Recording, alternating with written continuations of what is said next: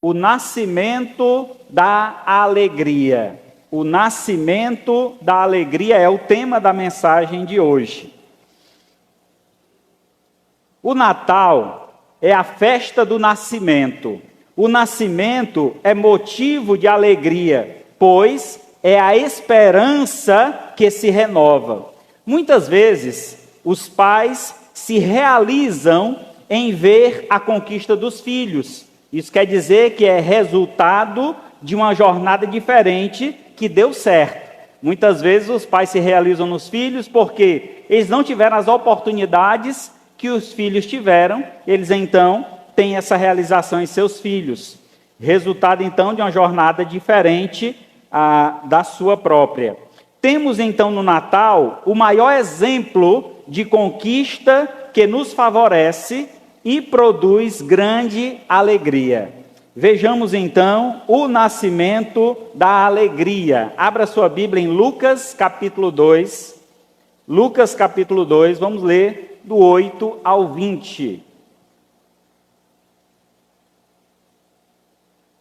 Lucas capítulo 2, versículo 8 a 20.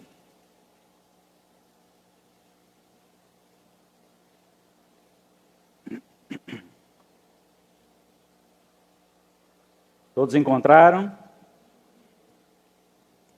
Lucas, capítulo 2, do 8 ao 20. Havia naquela mesma região pastores que viviam no campo e guardavam o seu rebanho.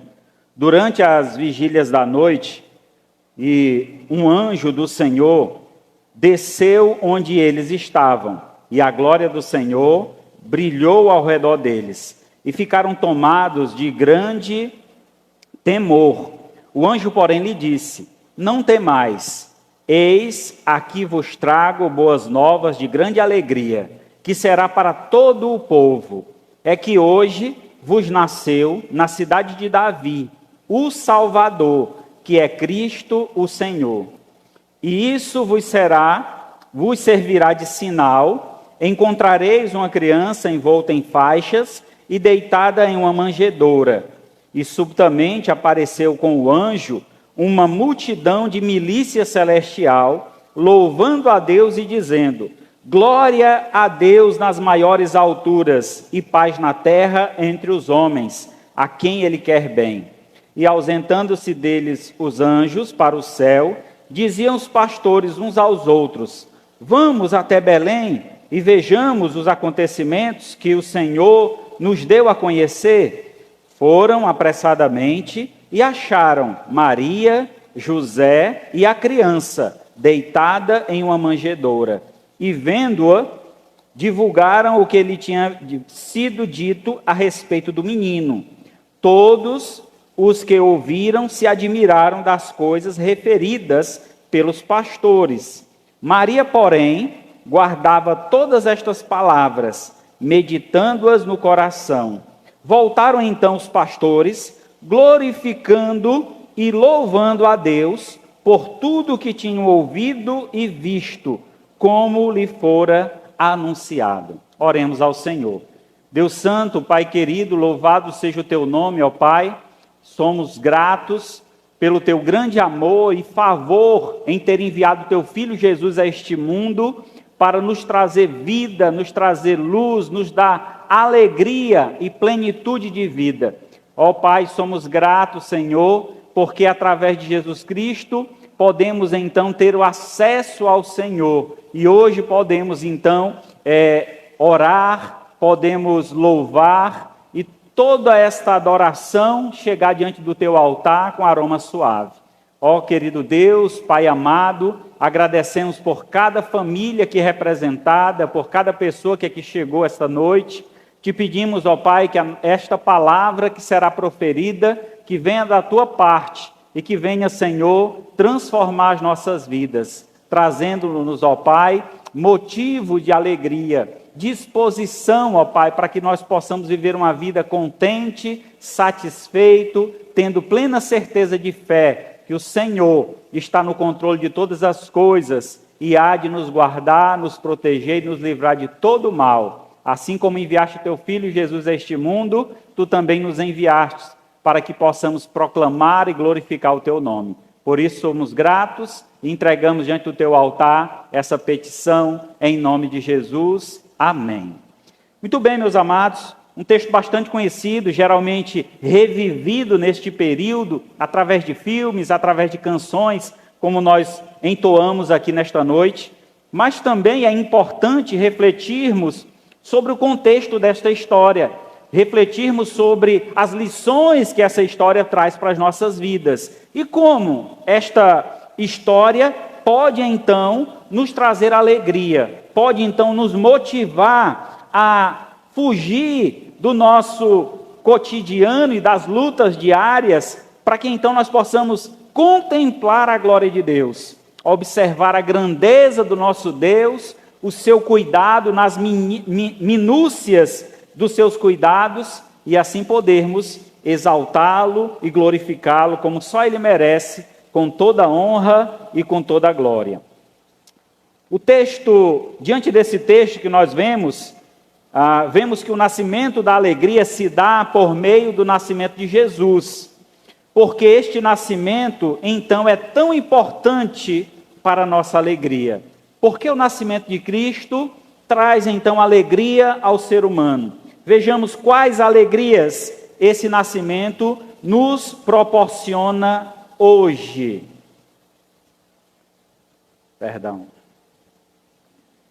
Primeiramente, o nascimento de Jesus nos proporciona a alegria da paz divina. É algo interessante, a gente costuma sempre falar aqui na igreja, a importância de estarmos em paz com Deus.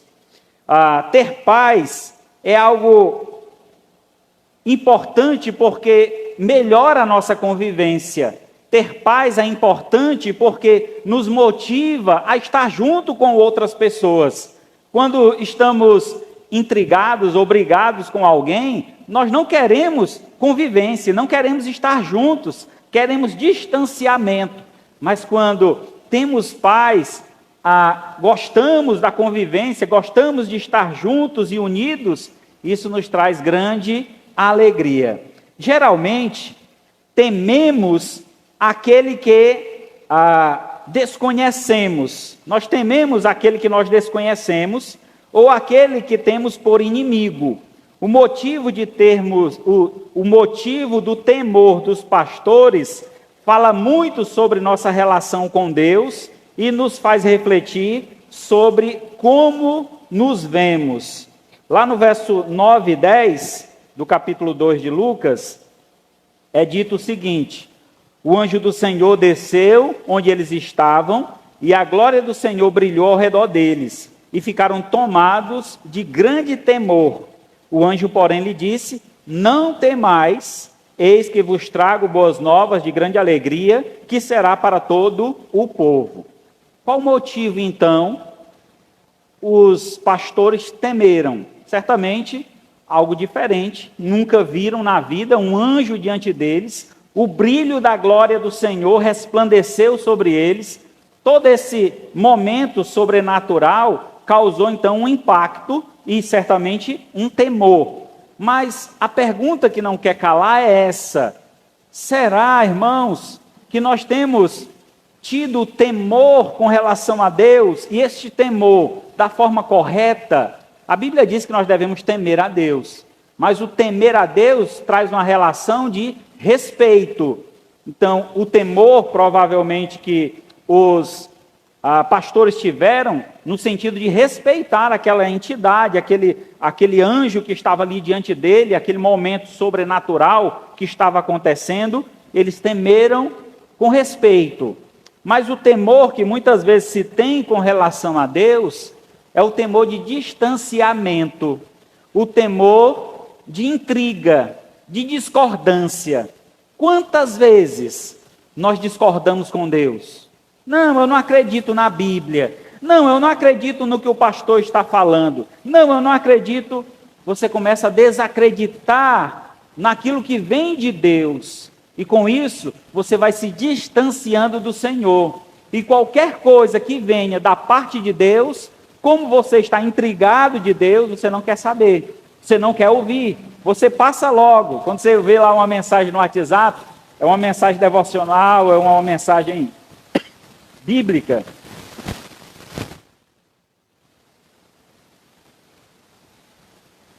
Se é uma mensagem bíblica, aí você vai logo, passa logo, não compartilha, não escuta. Então é importante identificar como está a nossa relação com Deus, que tipo de temor temos desenvolvido com relação ao Senhor. Se o temor é respeito, e uma vez tendo respeito por Deus, eu vou dar ouvidos, eu vou atender o seu chamado, eu vou obedecer às suas ordens. Mas se o meu temor com relação a Deus é por intriga, por não aceitar a palavra de Deus, aí a coisa está séria, porque você está desenvolvendo uma inimizade com Deus. E nós precisamos, para ter alegria, precisamos ter paz com Deus. A Bíblia nos apresenta como é e como deveria ser a nossa relação com Deus. Então vejamos, se temos nos distanciado de Deus, é uma relação de como está a nossa vida. E o texto bíblico diz o seguinte, Tiago 4:4, infiéis, não compreendeis que a amizade do mundo é inimiga de Deus? Aquele, pois, que quiser ser amigo do mundo, constitui-se inimigo de Deus. Vamos lá, entender aqui o contexto desse verso, onde a Bíblia está dizendo que tenha muito cuidado com suas amizades, tenha muito cuidado com quem você tem se relacionado. Se para você se relacionar e ter amizade com alguém, você precisa se distanciar de Deus, aquela pessoa não é amiga de Deus. Porque o verdadeiro amigo de Deus é alguém que te aproxima de Deus. Porque ele quer você alegre, contente, feliz, ele quer ver você satisfeito em sua vida. Então é alguém que vai te chamar para ir à igreja, é alguém que vai te chamar para ouvir um louvor, é alguém que vai te chamar para ouvir uma mensagem, seja na internet, seja de qualquer outra forma, mas alguém que está sempre falando sobre as coisas de Deus, alguém que está sempre te motivando nesta vida. Este é um verdadeiro amigo. Então vale a pena desenvolver uma boa amizade desta, porque ela vai te ligar a Deus ainda mais. Mas se as suas amizades têm te afastado de Deus, e para que você tenha determinados amigos, você tem que evitar de ir para a igreja, evitar de falar de Deus, evitar de ter qualquer relação ou qualquer fala que traga Deus em evidência. Então essa pessoa não vale a pena, e certamente, se você segui-la, você se tornará inimigo de Deus. E essa situação do homem que está no mundo. O homem que está no mundo, ele não quer ouvir as coisas de Deus, porque muitas vezes confronta os seus pecados, confronta as suas ações, a sua vida. Logo, ele precisa então buscar a presença de Deus e deixar os velhos caminhos, as velhas práticas, as velhas amizades, para que ele então se fortaleça no Senhor e possa ganhar os seus amigos para Cristo. Então, essa é a situação como o mundo está. Essa é a situação lamentável que até mesmo alguns cristãos têm se envolvido. Evitado confronto com os amigos para não desagradar os amigos e, consequentemente, estão desagradando a Deus. Então tenhamos muito cuidado com isso. E como é que realmente deveria ser? Se essa é a realidade que muitos têm vivido, como deveria ser? Ainda em Tiago, capítulo 2, verso 23, o que cumpriu a Escritura, a qual diz, ora, Abraão creu em Deus, e isso lhe foi imputado para a justiça, e foi chamado amigo de Deus. Então, nossa amizade com Deus, ela se dá por meio da crença. Eu creio em Deus, e crer não é apenas uma questão de convicção, de pensamento. Eu creio em Deus, sei que Ele existe. Crer em Deus é uma relação de intimidade, é uma relação de proximidade, é uma relação de convivência. Eu creio eu sigo a Deus. Eu creio, eu obedeço a sua palavra. Eu creio e desejo conhecer Deus mais e mais. É lamentável, muitos têm essa visão, né, essa convicção, essa ideia de que já leu a Bíblia uma vez, pronto, já conhece tudo sobre Deus. Meu amigo, é impossível. Nós vamos passar a eternidade vivendo com Deus e a eternidade aprendendo sobre Deus. E ainda não é suficiente. Imagina que a eternidade não tem fim. Então será toda a vida conhecendo Deus, e Deus sempre tem algo novo, algo bom a nos ensinar, a nos mostrar. Temos muito que aprender sobre Deus. Então ler a Bíblia apenas não é suficiente para conhecermos a Deus. Precisamos viver a Bíblia. Precisamos praticar a palavra de Deus. Crendo e obedecendo, teremos então o desfrute dessa alegria que é estar na presença do Senhor, sentir a sua mão poderosa, sentir o seu cuidado. Isso nos traz então essa plenitude de alegria. Jesus, em João 14, ou 15, 14, diz o seguinte: vós sois meus amigos, se fazei o que eu vos mando. É anteriormente, né? Vós sois meus amigos, se fizerdes do que eu vos mando. Então veja que não é só crer, é necessário então praticar aquilo que você crê, para que então você se torne amigo de Deus. Agora sim, Jesus é o agente primário e principal na produção desta paz com Deus. Os homens estavam separados de Deus por conta do seu pecado. Então os nossos pecados fazem separação entre nós e o nosso Deus. Uma vez que pecamos, estamos separados de Deus. Há então uma barreira que nos impede de ter acesso a Deus. Jesus Cristo veio justamente para quebrar essa barreira. Diz que quando Cristo morreu naquela cruz, o véu do templo foi rasgado. O véu era uma representação de uma separação que havia entre o homem e Deus.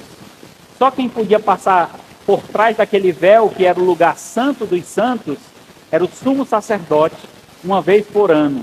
E ele tinha toda uma cerimônia para entrar naquele lugar. Ele tinha uma vestimenta especial, cheia de sinos. Amarrava-se uma corda na cintura dele, para que enquanto ele estivesse lá dentro desse lugar, se ele fizesse alguma coisa que desagradasse a Deus, e os sinos parassem de tocar, é porque ele havia sido morto, fulminado. E aí as pessoas puxavam por uma corda. Então a gente vê aí a grande reverência que se tinha para com Deus, e essa amizade que nós devemos desenvolver com Deus não quebra a reverência. Essa amizade deve ter total reverência, mas dentro desse respeito, dessa amizade, encontramos então o propósito. Quando os nossos pecados faziam separações entre nós e nosso Deus, nós éramos inimigos de Deus. Mas a partir do momento que Cristo morreu, esse véu foi rasgado. Cristo, através de Cristo, nós temos livre acesso. Podemos juntar nossas mãozinhas, fechar os nossos olhos e falar com Deus. A qualquer momento, aonde estivermos. Essa é só uma referência de oração. Não quer necessariamente dizer que a gente só pode orar se for de mãos postas, né, mãos juntas e olhos fechados. Quantas vezes eu já orei dirigindo o carro, com os olhos abertos e pedindo a Deus: Senhor, me protege nesse trânsito de Fortaleza. Senhor, me protege nessa viagem. Então, em todo momento, Deus estará junto, ouvindo nossas orações, desde que nós creiamos e obedeçamos a sua palavra. Então, Jesus é esse agente primário. Romanos 5:1 diz: justificados, pois, mediante a fé, temos paz com Deus, por meio do nosso Senhor Jesus Cristo. Então, a paz com Deus vem por intermédio de Cristo. Foi o seu nascimento, a sua vida testemunhal, a sua morte sacrificial, que nos deu esse acesso novamente a Deus.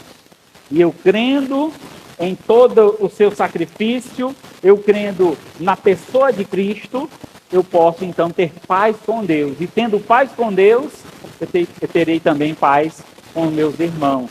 terei a alegria de viver em paz. Jesus, ele é o príncipe da paz, que nos traz alegria desta comunhão. Somente por meio de Cristo, somente através de Cristo, é que nós podemos ter paz com Deus. Em segundo lugar, o nascimento de Jesus nos proporciona alegria da salvação. Verso 11 e 12. Diz assim a palavra de Deus: E hoje vos nasceu na cidade de Davi o Salvador, que é Cristo o Senhor. E isso vos servirá de sinal. Encontrareis uma criança envolta em faixas e deitada em uma manjedoura. A mensagem, então, que os anjos trazem é uma mensagem que declara a missão de Cristo. Jesus traz em seu nome a sua missão. O nome Jesus é a forma grega do nome hebraico Yeshua, que quer dizer Josué. Então, o nome Josué, lá do Antigo Testamento, no hebraico é Yeshua. E esse nome, transcrito então para o grego, é Jesus. E o significado dele é o que tem mais importância.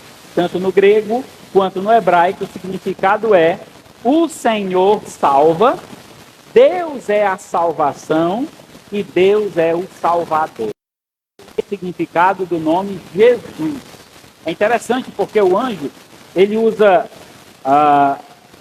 dois nomes para Jesus Cristo. A leitura que o irmão fez em Mateus, capítulo 1, fala de Emanuel. E o nome Emanuel significa Deus conosco. Traz a ideia da encarnação. Deus encarnou-se em homem para que então pudesse nos trazer vida, para nos dar essa comunhão, essa alegria da salvação. Então Jesus vem com essa missão e já carrega essa missão desde o nascimento, já carrega essa missão no seu próprio nome. Em Mateus capítulo 1, verso 21, diz o seguinte: ela dará à luz um filho e lhe porás o nome de Jesus, porque ele salvará o seu povo dos pecados deles.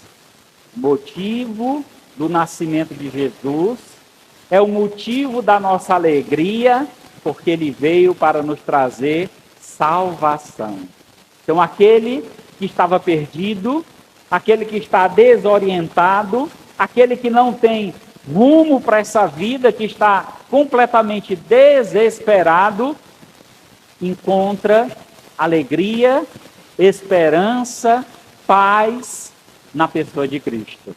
Buscando a Cristo, reconhecendo o seu papel, reconhecendo a sua vida, tudo que ele fez e que ele representa para nós, esta pessoa então tem a oportunidade de gozar da alegria da salvação. Essa salvação que vem por meio de Cristo e é puramente graça, favor imerecível. Esta salvação que foi trazida por Cristo estabelece dois importantes fundamentos. Vejamos quais são. O primeiro deles, somos salvos para praticar as boas obras. Ninguém, presta atenção que eu vou falar agora, ninguém é salvo por boas obras.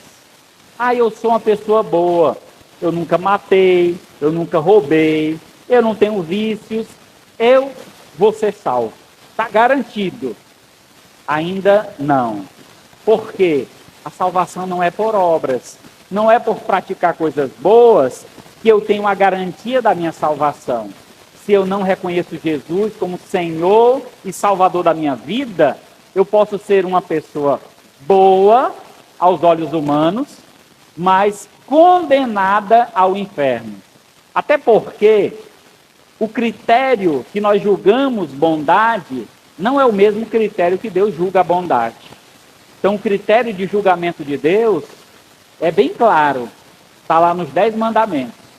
E se nós nos colocarmos diante desses mandamentos, claramente vamos observar que, por um momento ou outro, quebramos alguns, se não todos, aqueles mandamentos.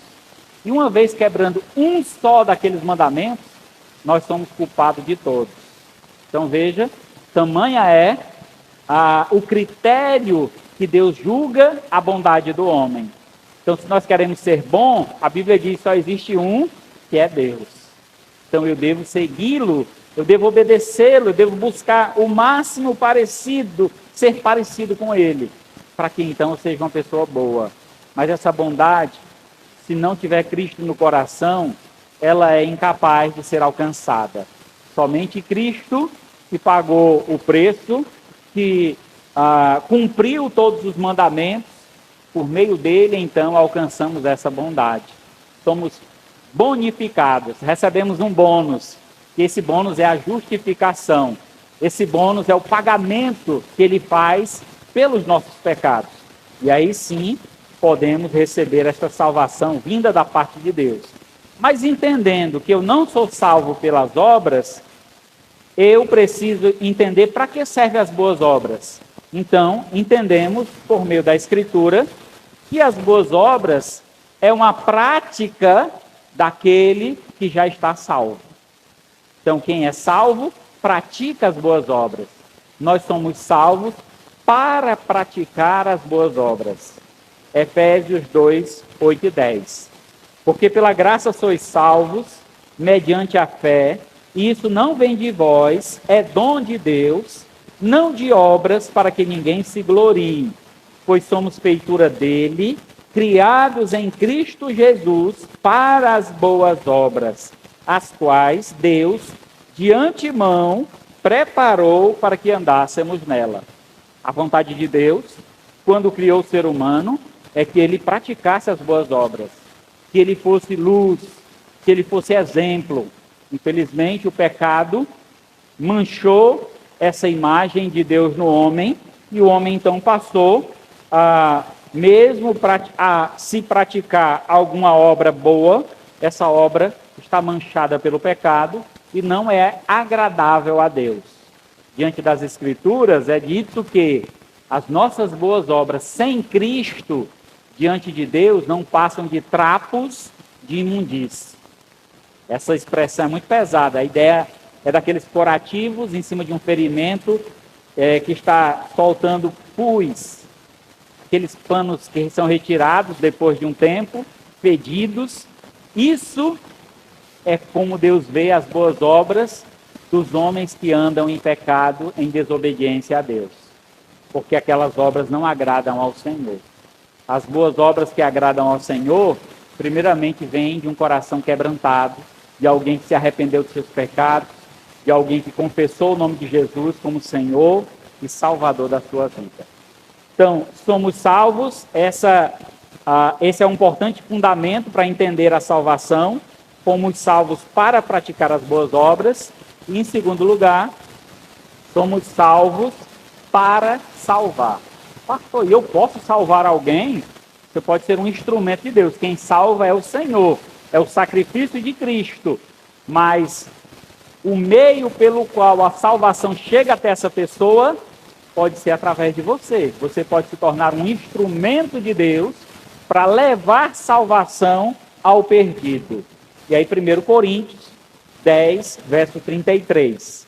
Assim como também eu procuro em tudo ser agradável a todos, não buscando o meu próprio interesse, mas o de muitos, para que sejam salvos.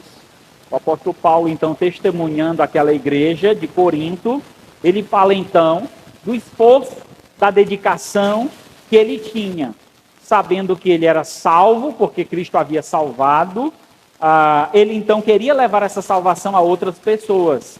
E o desejo do coração dele era só se tornar agradável, chegar até essas pessoas com uma palavra aceitável. E por meio dessas palavras, eles reconhecessem Jesus como Senhor e Salvador de suas vidas e também, por meio disso, alcançassem a salvação. Então, nosso papel como cristão, a ordem de Cristo para nós, ide por todo mundo e pregai o Evangelho a toda criatura. Quem crê, será salvo.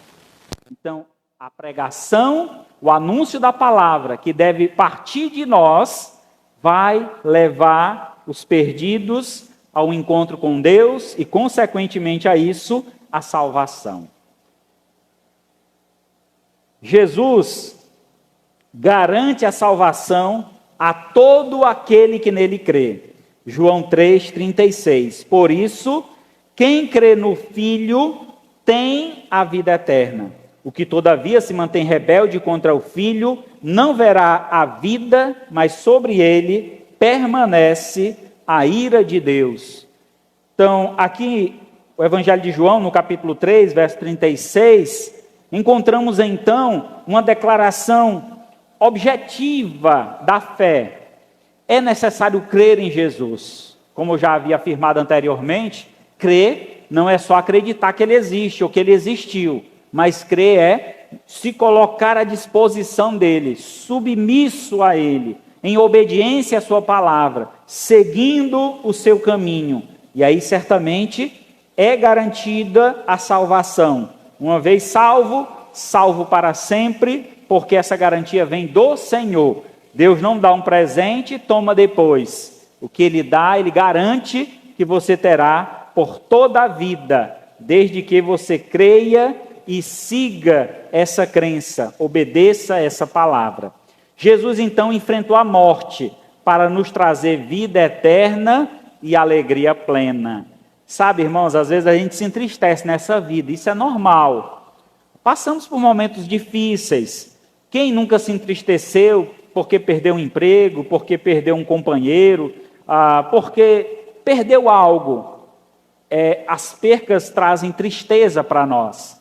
Mas quando olhamos para o futuro, para o horizonte, para aquilo que Deus tem prometido para nós através da sua palavra, isso desperta uma esperança em nosso coração, que o tempo nesta terra é passageiro. Logo, logo essa tristeza vai acabar. Logo, logo esse choro não terá mais lugar, porque depois de uma noite de choro, a Bíblia promete, um dia alegre. O dia seguinte será um dia mais feliz. Então é importante nós termos esta fé em Deus. É importante focarmos nas promessas de Deus e no futuro que nos está aguardado. E aí então enfrentaremos as lutas desse dia mais facilmente. Não carregaremos um sobrepeso ou um peso além do que a gente precisa carregar nesta vida. Muitas vezes nós sofremos com tristezas porque nos sobrecarregamos. Queremos resolver não só os nossos problemas, e às vezes até o problema dos outros. E esse aí é o grande mal, que tem afetado a humanidade hoje. E aí vem as ansiedades, depressões, os problemas da alma. Então é necessário que nós tenhamos esta fé convicta, esse entendimento de que Jesus, ele nos traz vida, paz, salvação, e tendo total fé em Cristo, não temos por que nos entristecer. Mesmo que as coisas difíceis sobrecaiam sobre nós, temos uma esperança, que em Cristo somos mais que vencedores. Aquilo é só uma batalha. A vitória está lá na frente nos aguardando. Então não há vitória sem luta. Precisamos lutar. Então nesse mundo tereis aflição, disse Jesus. Mas tem bom ânimo, porque ele venceu esse mundo e nós também venceremos. Porque através dele é que nós alcançamos esta vitória. Em terceiro e último lugar, o nascimento de Jesus nos proporciona a alegria da adoração. Verso 18 a 20. Todos os que ouviram se admiraram das coisas referidas pelos pastores. Maria, porém, guardava todas estas palavras, meditando-as no coração. Voltaram então os pastores, glorificando e louvando a Deus por tudo o que tinham ouvido e visto, como lhe fora anunciado. Motivos que nós temos para adorar a Deus são muitos, irmãos. A alegria da adoração ela se faz quando nós contemplamos o cuidado de Deus, a providência de Deus, como Deus é generoso para conosco. Quando olhamos o Salmo 23, que diz: se o Senhor é o meu pastor, nada me faltará. Um texto profundo que nos traz uma evidência do cuidado de Deus, e esse cuidado se dá no sentido de que quando Ele, o Senhor, torna-se o nosso pastor genuíno e verdadeiro, nada nos fará falta, porque Ele é o nosso suprimento. Nós nos satisfazemos em Deus. Essa é a nossa satisfação. Porque senão, irmãos, nós vamos começar a olhar para esse mundo e começar a desejar as coisas deste mundo. Aí você tem um aparelho celular, você olha para ele e diz: esse celularzinho já está velho. Bem que eu merecia um iPhone 15, né? Não sei nem se tem um 15, né? Bem que eu merecia um iPhone 15. Aí você começa a se entristecer porque não tem o iPhone, o mais moderno que saiu. Eu tenho lá o meu carrinho. Bem que eu merecia, né, um carro melhor. Aí eu começo a me entristecer porque eu não tenho aquele veículo. Então, quando a gente começa a colocar na nossa vida, contemplar este mundo e trazer insatisfação para o coração, falta de gratidão, é justamente porque nós não estamos honrando e glorificando a Deus. Adorar a Deus é reconhecer tudo o que Ele é e tudo o que Ele faz. Foi isso que os pastores fizeram. Reconheceram, diz aqui o texto, os pastores voltaram, né, glorificando e louvando a Deus por tudo que tinham ouvido e visto. Eles contemplaram tudo que Deus é e tudo que Deus faz. Deus é fiel, irmãos. Se Ele anunciou na sua palavra que Ele vai fazer, Ele faz. Talvez não seja no nosso tempo, no tempo que a gente espera que aconteça, mas é no tempo dele. E certamente o tempo dele é o melhor. Às vezes nós não estamos preparados para determinadas situações. Passamos por uma luta para que então, lá na frente, depois dessa batalha, tenhamos a chave dessa vitória e possamos então avançar. Agora tendo uma experiência, tendo firmeza, para não nos desviar diante daquela graça, daquele favor divino que foi concedido a nós por meio da luta. Então é necessário passarmos pelas lutas e entendermos a promessa de Deus e aquilo que Deus tem preparado para nós. Adoração é uma participação no incessante louvor celestial a Deus. Ela une todos os santos. É a resposta de todos os seres sensíveis a Deus. Portanto, se manifesta como uma ação, tanto como indivíduo ou como coletivo. Então, a adoração ela pode ser individual como coletiva. Biblicamente, o sentido de adoração é representado por várias palavras gregas e hebraicas, presentes no Novo e no Antigo Testamento. Mas o vocábulo refere-se à adoração na Bíblia é muito mais amplo do que imaginamos. De forma resumida, o conceito essencial do que é adoração se expressa pela ideia de reverência. A nossa reverência demonstra a nossa adoração a Deus. Então, reverência é aquilo que a gente faz consciente e não fora de si. Então, vemos em alguns grupos religiosos, por exemplo, as pessoas fora de si, rodando, fazendo umas coisas, né, pulando e fazendo umas coisas completamente fora de si. Aquilo não é adoração, porque não há consciência naquilo.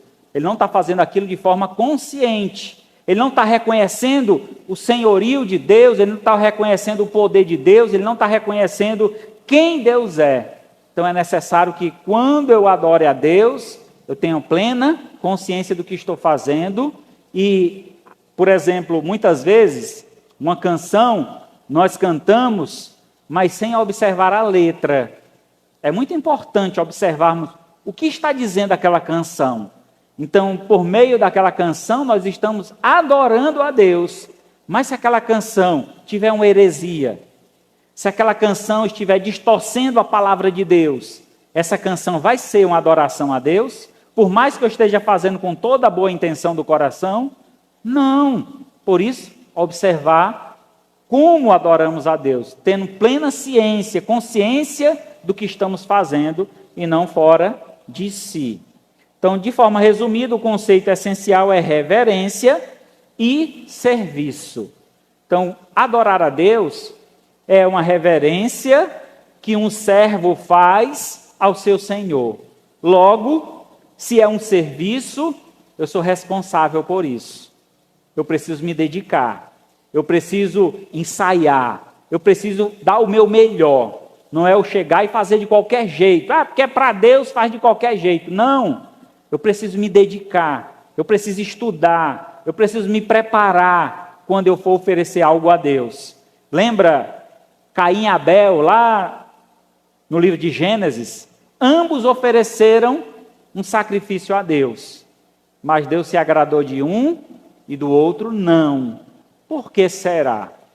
A Bíblia não traz uma clareza, o motivo pelo qual Deus não se agradou de um e agradou-se de outro, mas, por inferência, a gente pode observar que um ofereceu um sacrifício de animal, que leva um tempo para pegar aquele animal, escolher dentre o rebanho, cortar o pescoço, derramar o sangue, abrir aquele animal, tirar as vísceras, fazer um fogo, uma fogueira para queimar aquele animal. Tinha toda uma metodologia, um tempo. Enquanto ele estava fazendo isso, era um tempo de conexão com Deus. Enquanto o outro foi lá no pomar, no meio da sua plantação, retirou os melhores frutos, colheu os melhores frutos, botou numa cesta e botou lá, está aí Deus, a minha oferta. Aquela adoração não houve uma conexão, não houve uma reverência, não houve então sentido ali de serviço, apenas foi feito de qualquer jeito. Então é nesse contexto que a gente imagina o motivo pelo qual Deus agradou de um e não se agradou do outro. Então veja que a adoração é algo importante. A adoração é o sentido que nós temos de conexão com Deus, uma vez que reconhecemos quem nós somos diante de Deus. Ele é Deus, Ele é o Senhor e nós somos os servos. Eu me submeto à vontade do meu Senhor, e não o meu Senhor se submete à minha vontade.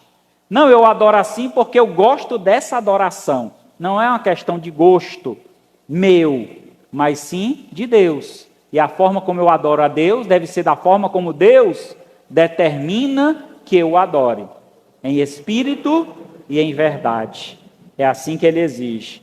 Adoração significa... A adoração envolve profundo amor e respeito. Então, quando você adorar ao Senhor, faça-o com amor e respeito. Adorar significa expressar honra a Deus por meio da devoção, reverência genuína. É a expressão mais sincera e profunda do relacionamento cristão. A adoração é a expressão mais sincera e profunda do relacionamento do cristão com Deus. O Dr. Russell Shedd disse certa vez: adorar o Senhor é uma responsabilidade nossa de glorificar o nosso Criador, de honrar o nosso Pai, aquele que nos salvou das trevas para a sua maravilhosa luz. Então, adorar é reconhecimento de quem Deus é e tudo que Ele faz. Nossa adoração deve ser simultânea e conectada com o céu. Então, conhecemos a verdadeira alegria. Quando os anjos anunciaram o nascimento de Cristo, veja lá no verso 14, é dito então que subitamente, de uma forma de uma forma imediata, apareceu uma milícia celestial, verso 13. Apareceu uma milícia celestial, louvando a Deus e dizendo, o que é que essa milícia cantava, louvava? Verso 14. Glória a Deus nas maiores alturas e paz na terra, entre os homens a quem Ele quer bem. Então, a conexão entre céu e terra. Os anjos vêm declarar essa conexão da adoração. Deus, irmãos, tem os anjos lá no céu para adorá-lo. Ele não precisa da gente, mas Ele nos criou com este intuito. Nos criou com essa função. Nos criou para a sua adoração. O homem foi feito para a glória de Deus, para glorificar a Deus, para adorá-lo como Ele merece, com toda a honra e glória. Mas o homem só vai adorar a Deus quando ele entende essa conexão de céu e terra. Quando ele entende que quando ele o adora, ele se conecta com o céu. Quando ele adora, ele se conecta com Deus. Assim como o céu está conectado com o seu Senhor, a terra também precisa estar conectada com o seu Criador. A adoração celestial, nós vemos, por exemplo, em Lucas 15, 7. Digo-vos que assim haverá maior júbilo no céu por um pecador que se arrepende, do que por 99 justos que não necessitam de arrependimento. Há uma alegria, há uma festa, há júbilo, há adoração no céu, quando um de nós aqui na terra reconhece o Senhor e se conecta com Ele em fé. E essa conexão de fé traz então uma alegria lá no céu e um festejo e uma adoração angelical. Lucas 15, 10 diz, eu vos afirmo que, de igual modo, há júbilo diante dos anjos de Deus por um pecador que se arrepende. Mais uma vez o texto afirma a grandeza dos céus e a conexão que é feita através da adoração entre céu e terra.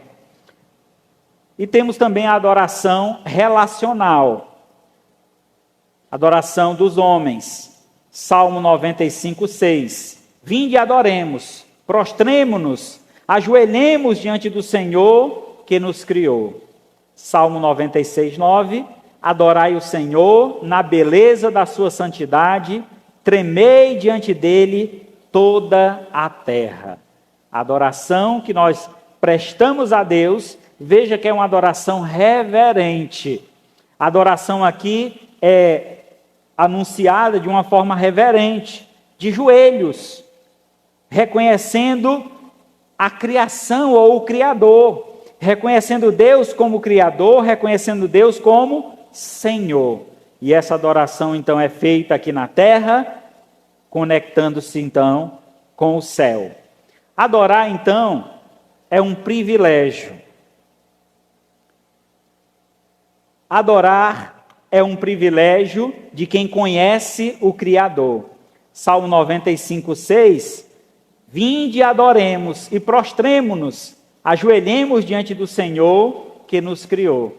É uma conexão que é feita, um reconhecimento desse Criador. E por meio dessa conexão, desse reconhecimento, é que nós podemos adorar. Sem conhecer a Deus, sem ter conexão com Deus, não há adoração. Apenas um canto, apenas uma música é entoada, mas não uma adoração. Lembrando que a adoração não é só música. Música faz parte da adoração. Mas a adoração é reverência, a adoração é sequência de vida conectada com Deus. Jesus adorou o Pai, doando a sua vida por nós. Esta é a forma como ele adorou. Concluindo então, quando o Filho de Deus nasceu, milhares de anjos louvaram nos céus. Os pastores glorificaram e louvaram a Deus com muita alegria. E quanto a nós, ficamos calados e tristes? Vamos deixar o desânimo tomar conta do nosso coração? Nada disso. Tenhamos também um louvor nos nossos lábios. Nos alegremos juntos com o povo de Deus. pelo nascimento daquele que é o nosso Senhor, Messias, o Salvador. Pois, mediante o seu nascimento, sua vida, sua obra, ganhamos o maior e mais glorioso presente, a salvação eterna das nossas almas. O Natal é a festa de grande alegria, portanto, alegremo-nos no Senhor e na nossa salvação. Salmo 9, verso 2. Alegrei-me e alegrar-me-ei e exultarei em ti. Ao teu nome, ó Altíssimo, cantarei louvores. E o Salmo 122, 1. Alegrei-me quando me disseram, vamos à casa do Senhor. Meus queridos irmãos, amigos, familiares, quão bom, quão alegre é nós podermos celebrar o nascimento do nosso Senhor. Este nascimento que nos traz esperança, este nascimento que nos traz alegria, porque sabemos que por meio dele nós temos a oportunidade de nascer de novo. E se você ainda não teve essa experiência de nascer de novo, chame Jesus, convide Jesus para entrar em seu coração, para que você prove esse novo nascimento e possa assim viver essa grande alegria. Baixe sua cabeça agora, vamos orar e agradecer ao Senhor. Maravilhoso Deus, Pai Santo, louvado seja o teu santo nome. Muito obrigado, Senhor, pelo privilégio, a alegria que nós temos de poder te servir, de poder, Senhor, entender melhor o nascimento de Cristo, a importância desse nascimento para nós. Que por meio dele, ó Pai, possamos gozar da alegria celestial, nos conectando com o Senhor, através desse sangue, através do nome de Cristo, através da sua pessoa.